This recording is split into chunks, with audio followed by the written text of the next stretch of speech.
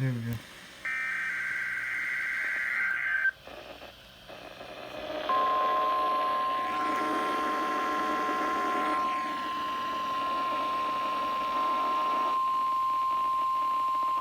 This is a test of the weather radio's warning device.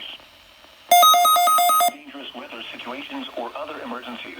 There you go. Specially built That's receivers are automatically both activated activated. to warn of the impending hazard. Tests of these receivers are normally conducted by the National Weather Service every Wednesday between 11 a.m. and noon.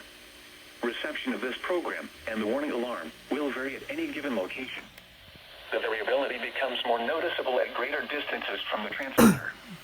To provide the most consistent warning service possible, the warning alarm will be activated for warnings, selected watches, and other environmental emergencies affecting the following North Carolina counties: Alamance, Alexander, Allegheny, Anson, Bertie, Cabarrus, Caswell, Chatham, Davidson, Davie, Durham, Edgecombe, Forsyth, Franklin, Granville, Greene, Guilford, Halifax, Hope, Iredell, Johnston, Lee, Martin, Montgomery, Moore, Nash, Northampton, Orange, Person, Pitt, Randolph, Richmond, Rockingham, Rowan, Scotland, Stanley, Stokes, Surrey, Union, Vance, Wake, Warren, Wayne, Wilkes, Wilson, and Yadkin.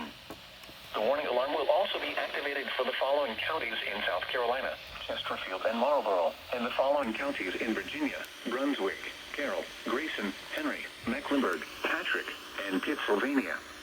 This includes the independent cities of Galax, Martinsville, and Danville. Repeating, the National Weather Service has just activated the public warning alarm tone in the test of the weather radio's warning alarm system.